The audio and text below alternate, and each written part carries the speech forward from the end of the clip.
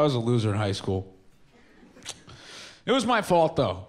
Like, I realized it's my fault. I went to 3 different high schools, okay?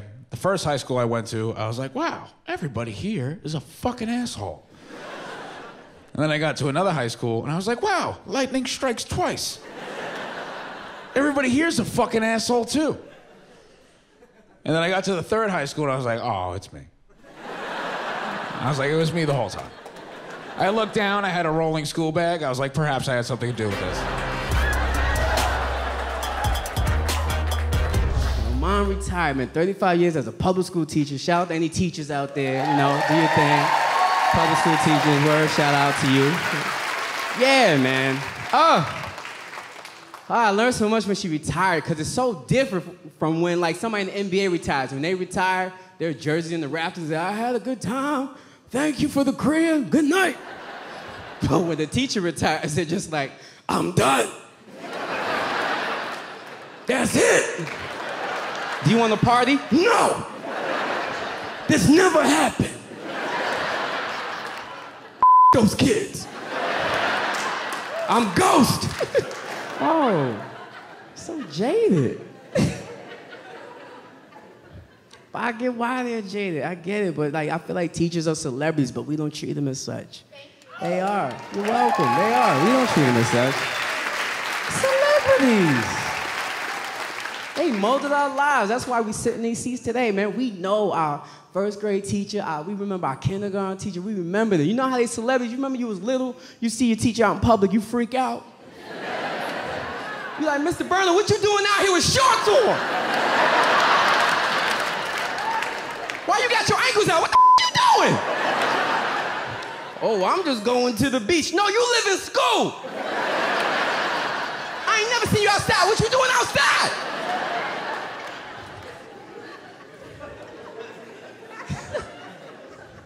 Never thought they had their own life. When I was little, man, I thought my teacher at the end of the day just go back into the cubby and recharge.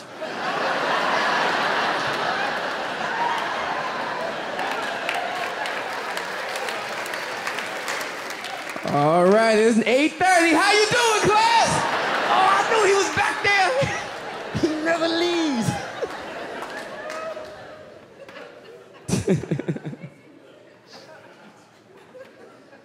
They're celebrities, but we don't treat them as such. Now, that's my mom. She's a local celebrity.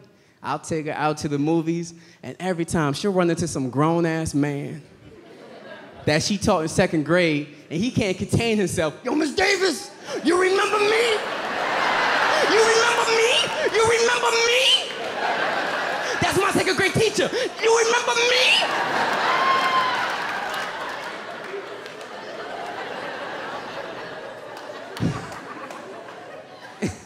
And my mother acts like a celebrity that doesn't want to be bothered. Hello, Trey. How are you, Trey? That boy can't read for shit. Hey, baby. I'm a teacher. That's my day job. I teach. I teach intro to writing at USC. I hope that nobody here is affiliated with USC. If you are, keep everything I say a secret. I had one of the star football players in my class. I told the class they could write a story about anything. He wrote a story about wanting to f*** his teacher. Honestly, very nice. My name's Amy Silverberg. In that story, the teacher's name was Jamie Goldstein. Very close. In that story, he said that he wanted to have sex with the teacher on the handlebars of his bicycle. And that afterwards, she would like it very much and feel fulfilled. I was like, you took the teacher's pleasure into account. B+, baby, right? Not everybody does. You have to reward them when they do. I look young, so the female students always email me really familiarly in like lowercase letters. One of my students emailed me. She goes, "Dear Amy, I won't be coming to class today. I took the morning after pill and I don't feel well. ... You know how it is."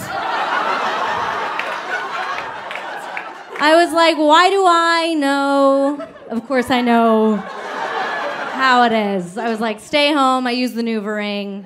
It's very confusing. Comes out on the dick half the time like a hula hoop.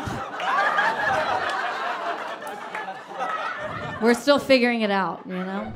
Went to school in Tennessee, which was fun. I went to a community college for an entire year, and I do not have 1 credit.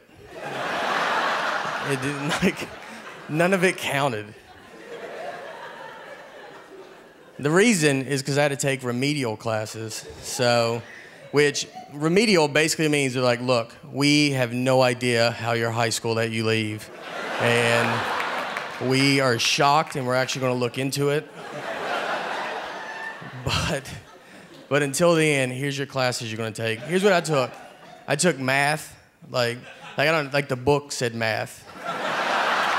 Like that's what. How crazy is that? They stopped calling it math after like 6th grade. I had to take reading. I took reading. I drove to that class. I drove to a reading class. I'm not even an immigrant. I am from here. I should have knocked that out years ago. And with reading, I think they were just impressed when you made it to the class. They were like, look who made it today, buddy. You're like, fun, you guys are good. The best. It always, it shot down my dream because I wanted to play college basketball, and that didn't work out. It didn't work out because I got cut every year from my high school basketball team. So I had to play for my church because, yeah, the church cannot cut you. They have to let you play, which is nice. That's a good, that would be, I guess they could cut you. You'd be pretty bad if they're like, look, we think you're good, but Jesus does not think you're that good. Yeah, he is our captain, so. And church ball was a lot different too, because we played, it was a half court, no 3-point line. We played on carpet. That's your first sign. It's not going to count. And they didn't give us a basketball. We didn't have a ball. Like, we would just stand out there and play on honesty. So you'd be like, I just made it. It was like, oh, that's a good shot. You're really good. I stole it. I forgive you for stealing it. It was moral points. It counts later. I worked with kids. My favorite kids were the ones who were always getting in trouble, the ones who broke the rules. I thought they were cool as hell. I was like, fight the power. Ultimately, I was the power, but I still, I love those kids. And I had this one kid, he was constantly breaking the rules right in front of my face. He had no respect for me. I would die for him. I was like, that is correct. Do not respect these people in charge. But one day there was another teacher in the room, and they were like shadowing me, and he was on his phone for a long time, so I had to kind of be the boss. And so I went up to him and I was like, hey man,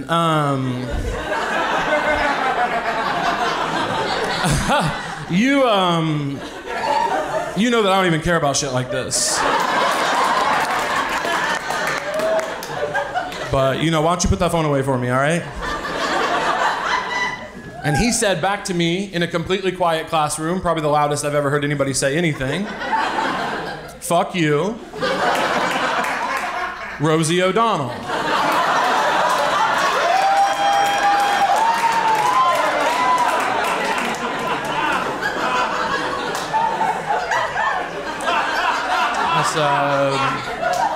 I said, that's an interesting point. Let's go to the hallway. So I was like, okay, now I gotta go out there and step to him as a man. This is a 12-year-old. I have to come to him man to man. And I went out there and I got on his level and I said, first of all, that's the funniest fucking thing I've ever heard.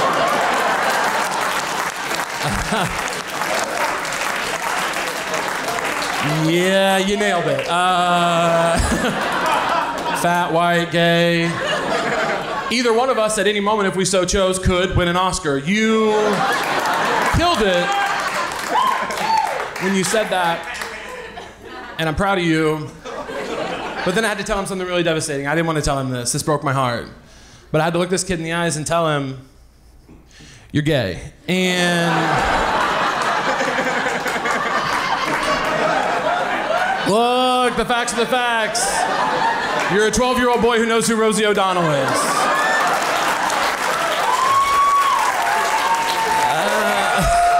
I'm excited. I'm a teacher. I love my job. Teaching, yeah. Wait. But let me tell you where first. Let me tell you where. I teach inmates at the local jails in California. Yeah. I'm a life skills coach.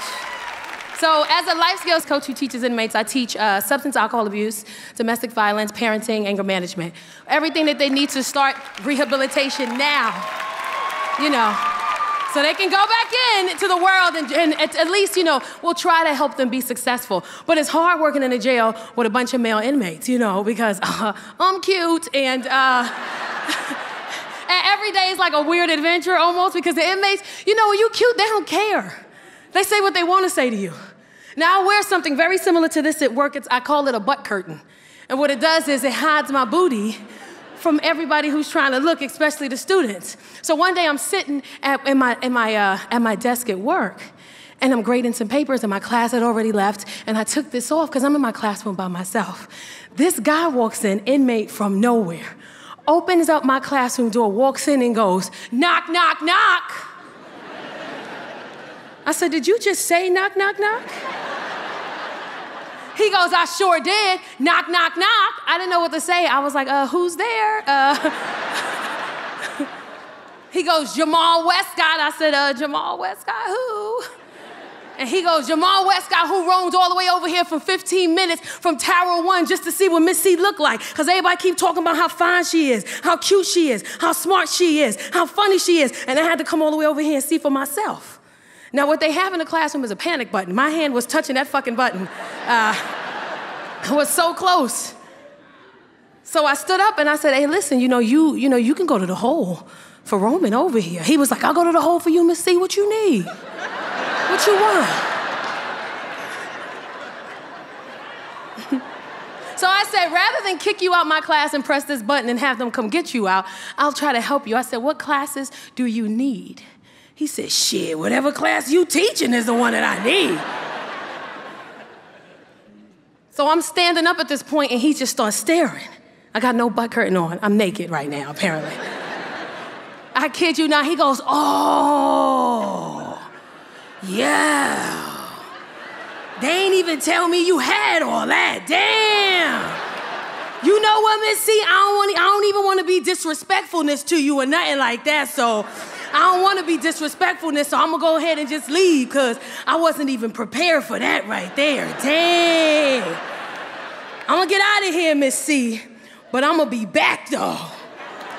So he leaves, and when he goes out the classroom, all I hear is him yell in the hallway, why ain't nobody tell me Miss C she was packing like that? Then I hear a deputy go, you ain't asked me. I'd have been told you if you'd asked me. Why you think I work this floor? I don't give a shit about y'all. I'm here for Miss C. A couple months ago, I got really into Harry Potter. Have you got? Oh, it's really good. The books, I'm not done with them. No spoilers, I'm on book 6. But like I resisted for years because I was like, if that many people like it, how good could it be? Pretty good. It's pretty good.